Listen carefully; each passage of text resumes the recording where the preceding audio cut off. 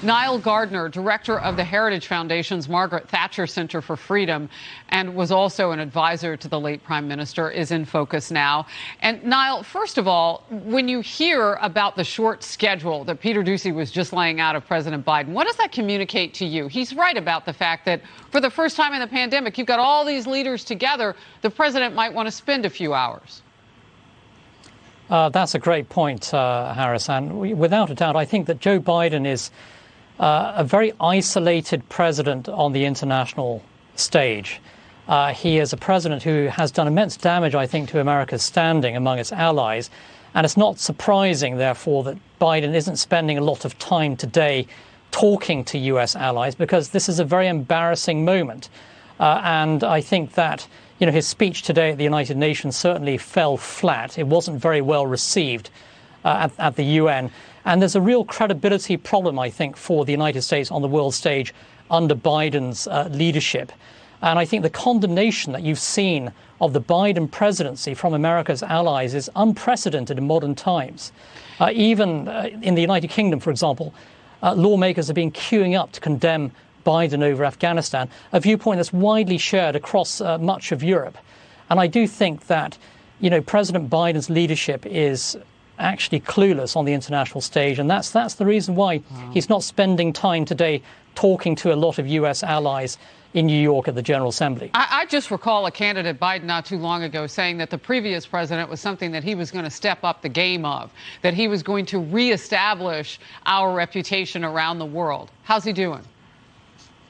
Well, actually, I think that, President Trump was in many respects a far stronger leader on the international stage. He wasn't hugely popular, but I think that when Trump spoke, the world listened. I think with Joe Biden, there was so much empty rhetoric and hot air in his address today that a lot of, international leaders were tuning out with regard to his remarks today.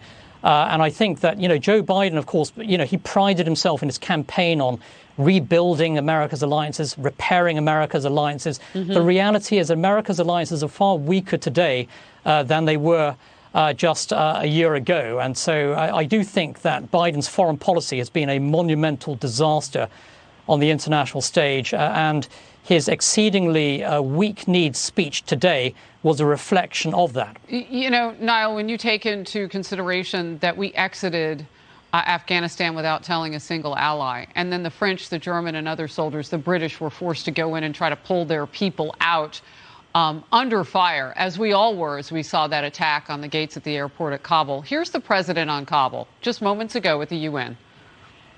We know the bitter sting of terrorism. The bitter sting of terrorism is real. We've almost all experienced it. Last month, we lost 13 American heroes and almost 200 innocent Afghan civilians in a heinous terrorist attack at the Kabul airport. Those who commit acts of terrorism against us will continue to find a determined enemy in the United States. Niall, your reaction? Well, actually, Joe Biden's actions, his terrible withdrawal from Afghanistan, created the conditions for that ISIS attack in Kabul. Joe Biden is responsible for the immense chaos that we're seeing in Afghanistan, and we're seeing the return of al-Qaeda, the resurgence of ISIS in the country. This is a direct result of Biden's appalling approach on the Afghanistan front. And the reality is that Joe Biden threw 38 million Afghans to the Taliban wolves. He also threw America's allies under the bus, including Great Britain and many European NATO partners. He fundamentally undermined the NATO alliance. This isn't leadership on the world stage. It's a surrender to America's enemies on the world stage, and that encapsulates the entire Biden approach. I want to get to the White House press secretary now, Jen Psaki. She was asked yesterday about the president's reaction to the deadly drone strike debacle, which you're getting into. Watch this.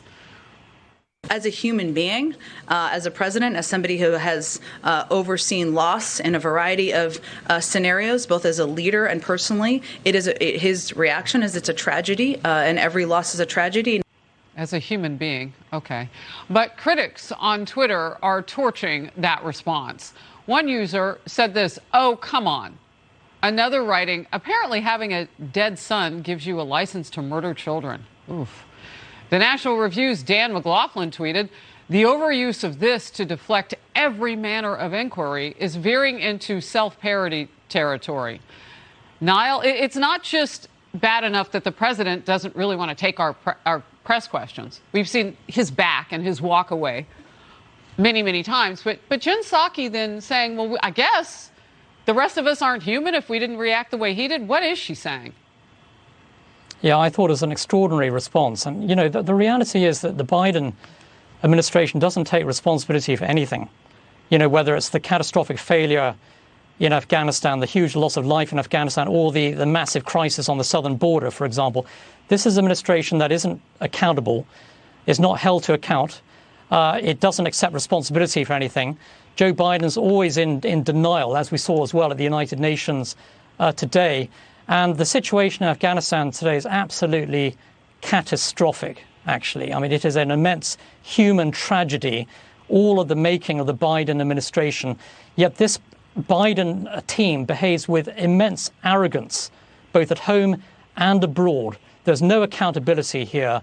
And this is an administration that is also, in my view, extremely callous and uncaring in terms of its approach towards the Afghanistan situation and the huge loss of life there. You know, it's interesting that you put it that way, because some people are saying the exact same thing about what's playing out at our southern border along Mexico, with all of the people now, we assume thousands more coming toward us. We're going to get into that situation a little bit later in the program.